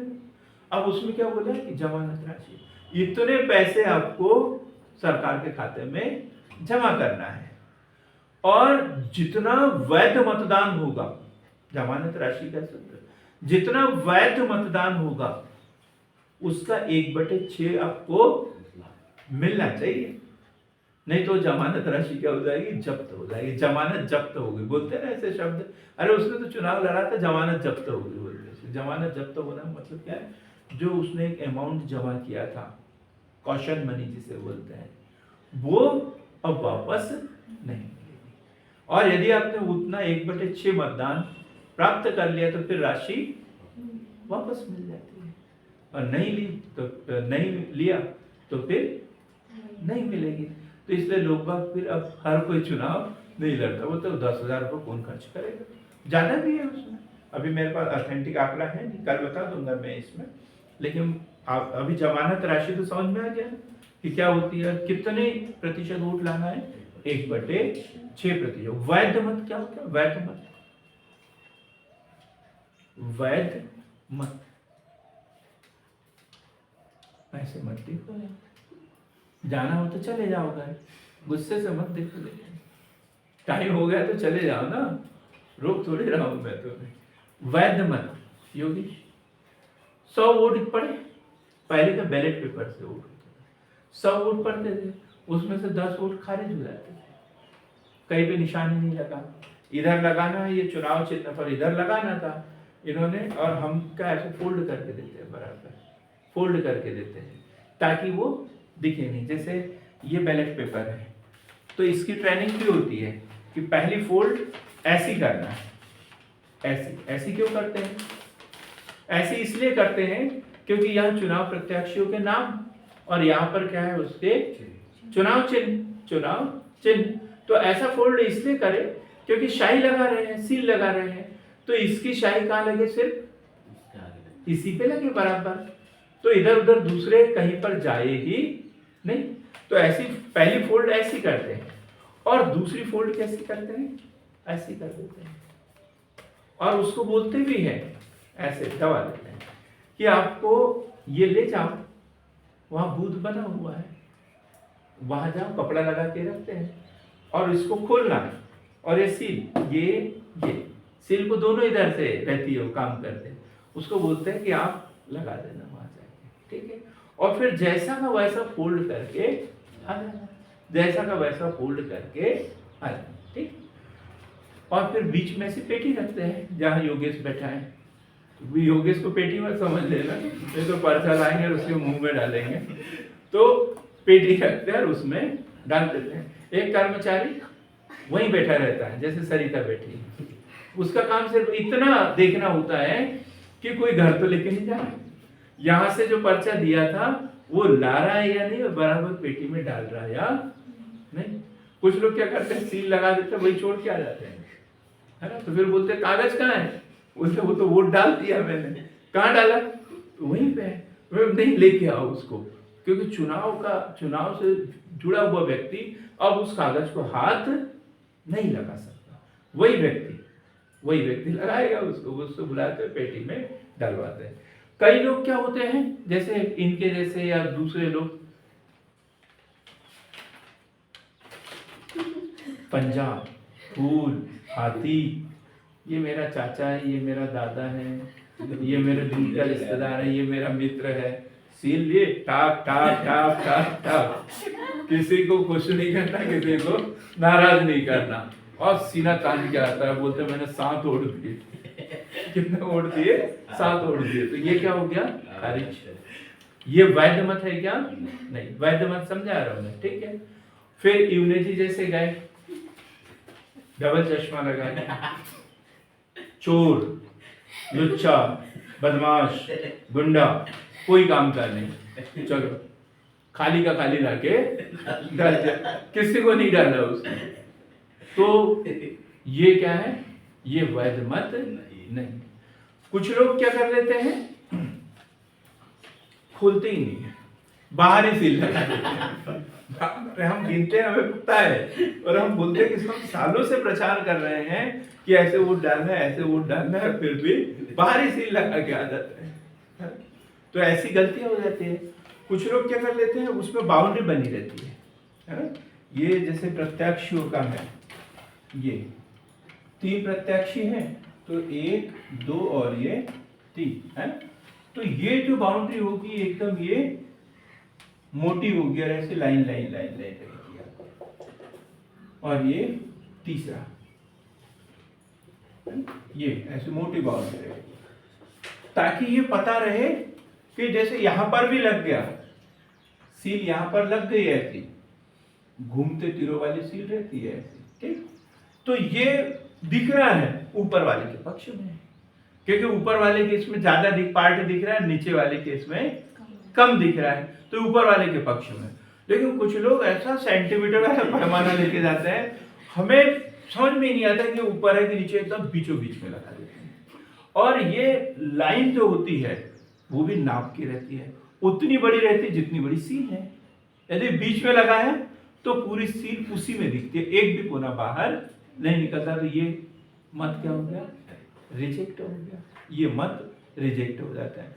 तो ऐसे कई प्रकार बताए मैंने, खारिज करने के प्रकार बताए ना, ये खारिज करने के प्रकार बताए। अब ये सील जो है ना, ये ऐसी बनी रहती है, लेकिन इस पे इस तरीके से लगती है, एंटी क्लॉकवाइज दिखती है, ठीक। अब एक में एंटी क्लॉकवाइज है और एक में क्लॉकवाइज है, ठीक है। तो इसमें से ये वाला मान्य है और ये वाला रिजेक्ट हो जाता है। ये बीच में नहीं रहेगा, ये यहां रहेगा, मान के चलो ये ऐसा और ये ऐसा। मुझे उतना अच्छा पेंटर हूं नहीं मैं, ऐसा ये इधर रहेगा, ठीक। ये क्लॉकवाइज है और ये एंटी क्लॉकवाइज है। हुआ क्या था, सामने वालों को दिया था हमने ऐसा और ऐसा, उसने खोल तो लिया, अब समझ में नहीं आ रहा कि पहले फोल्ड कौन सी थी, तो उसने ऐसा मोड़ दिया। तो यहां जो निशान लगा था वो कहां आ गया? यहां पे आ गया। तो अब हमें दिक्कत हो रही वहां पे, अब किसको खारिज करें और किसको वैध माने। तो उसके लिए ये सीधा सा नियम है, जो प्रशिक्षण यही तो देते हैं हम लोग एंटी क्लॉकवाइज है मतलब ठीक है, वैध है, और क्लॉकवाइज दिया है मतलब इसको रद्द करना है, रद्द करना है।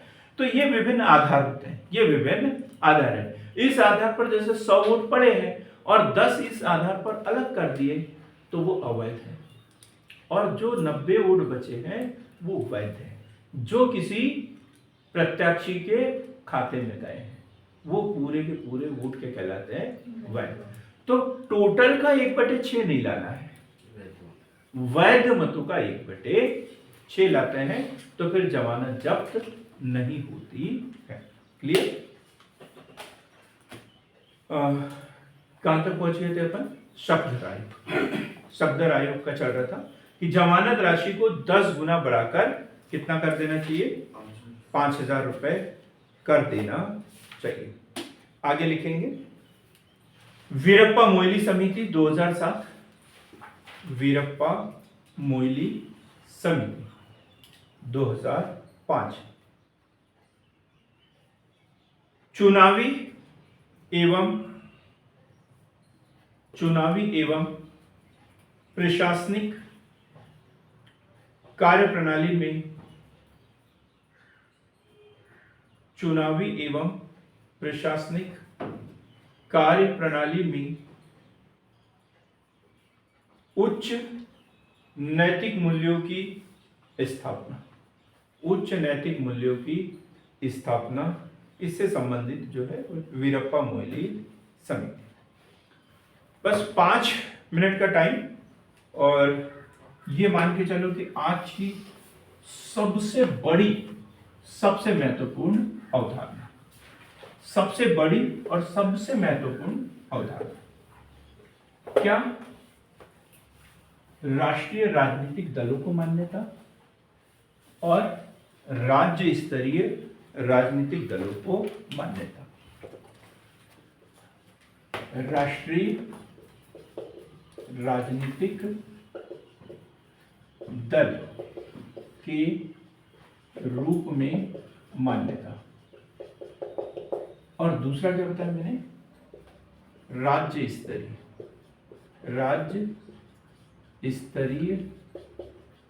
राजनीतिक दल के रूप में मान्यता। क्या शर्तें हैं? भाई राष्ट्रीय राजनीतिक दल कोई फीस भरने से नहीं बनता, फीस भरने से सिर्फ दल बनता है, दल बनता है।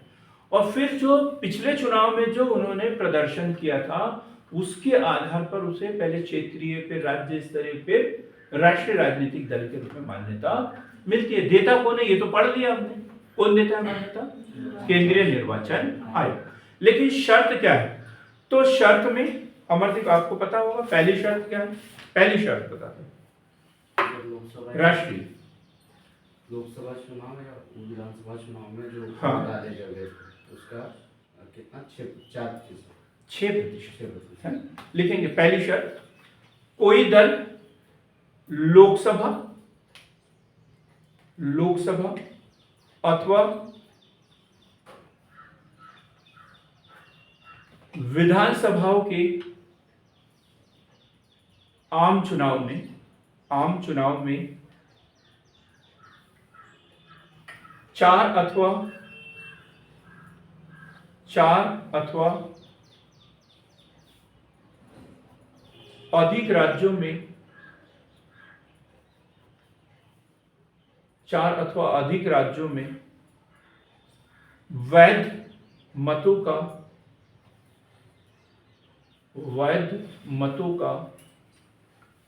6% प्राप्त करता हो,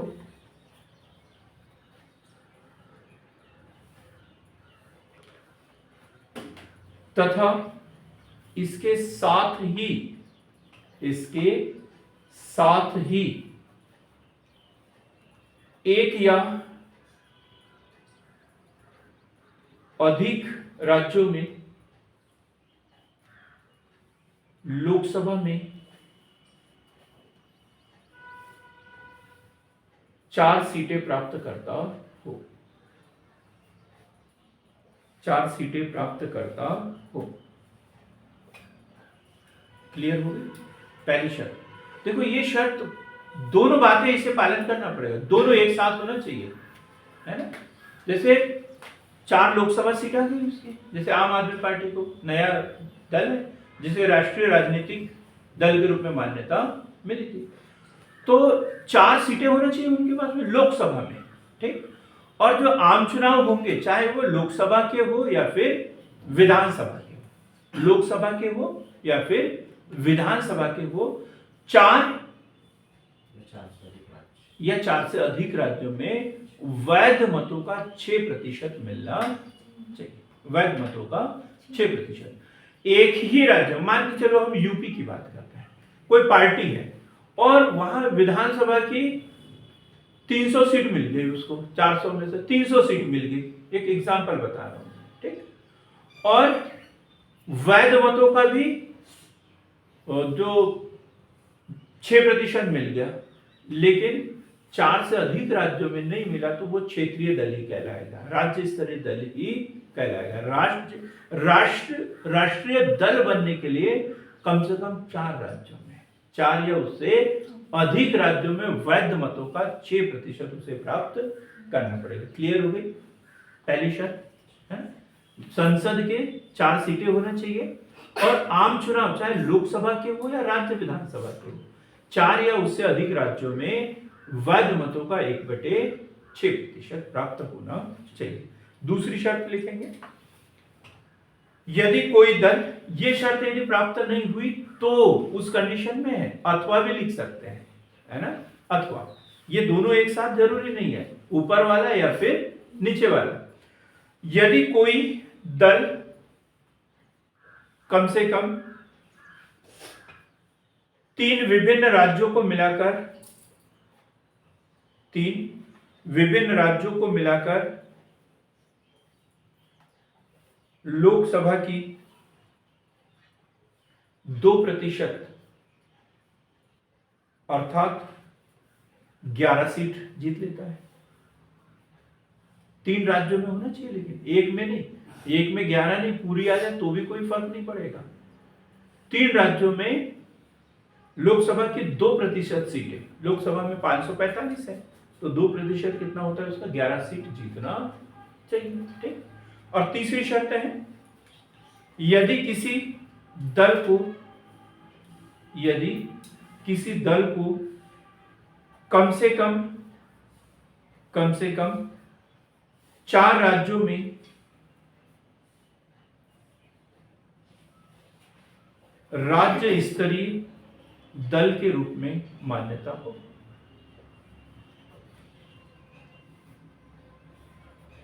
4 राज्यों में राज्य स्तरीय दल के रूप में मान्यता हो, दल के रूप में मान्यता हो। अब राज्य स्तरीय राजनीतिक दल के रूप में सिर्फ पॉइंट नोट कर लेंगे, कल के वीडियो में हम और इसे डिटेल में पढ़ेंगे। ये तो समझ में आ गया ना, राष्ट्रीय राजनीतिक दल के रूप में। अब राज्य स्तरीय दल का देख लेते हैं। दल ने राज्य की विधानसभा के लिए हुए चुनाव में कुल सीटों का 3%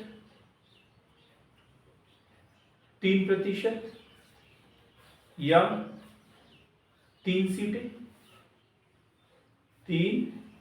सीटें जो भी अधिक हो प्राप्त किया हो। अब ये ऐसा इसलिए किया कि कुछ छोटे राज्य है, कुछ बड़े राज्य हैं।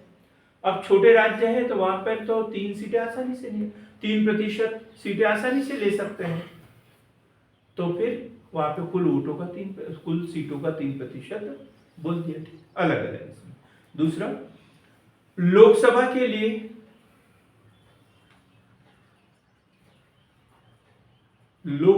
लिए आम चुनाव में दल ने राज्य के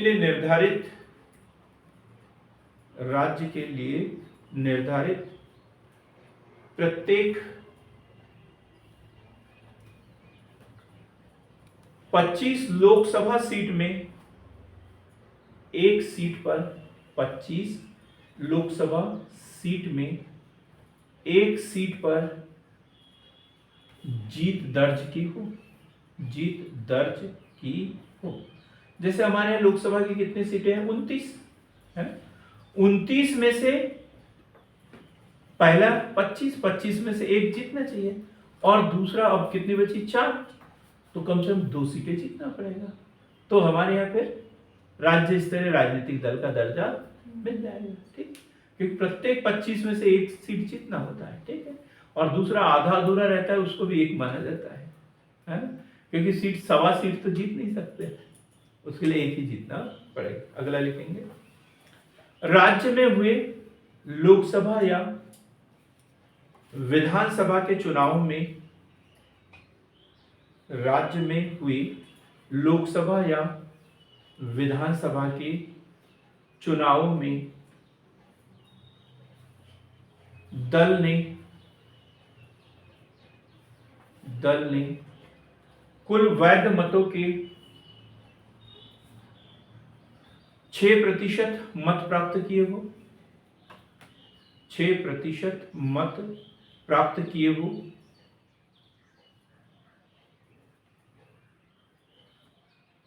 एवं इसके अतिरिक्त उसने एक लोकसभा सीट या 2 विधानसभा सीट जीती हो। ये दोनों एक शर्त एक साथ पालन करना पड़ेगा।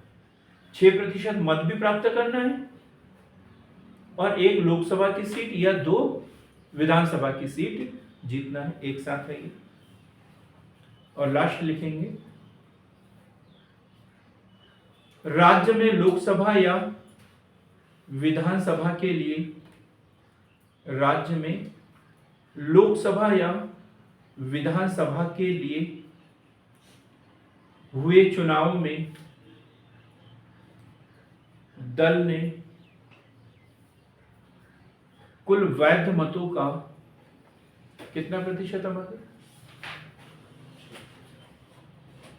6% के साथ में तो सीट भी चाहिए, एक लोकसभा की या 2 राज्य विधानसभा की सीट चाहिए, है ना। 6% मत यदि प्राप्त करते हैं तो एक लोकसभा की सीट या 2 राज्य विधानसभा की सीट जीतना होता है तो मिलेगा। और यदि राज्य में हुए विधानसभा चुनाव में वैध मतों का 8% प्राप्त कर लो तो फिर सीट जीतने की जरूरत नहीं है। कितना प्रतिशत? 8%। वैध मतों का 8% प्राप्त किया, ठीक है। कल हम चर्चा करेंगे, आज के लिए इतना ही। इसी विषय पर फिर बात करेंगे। सार्थक पहल के साथ जुड़ने के लिए बहुत बहुत धन्यवाद।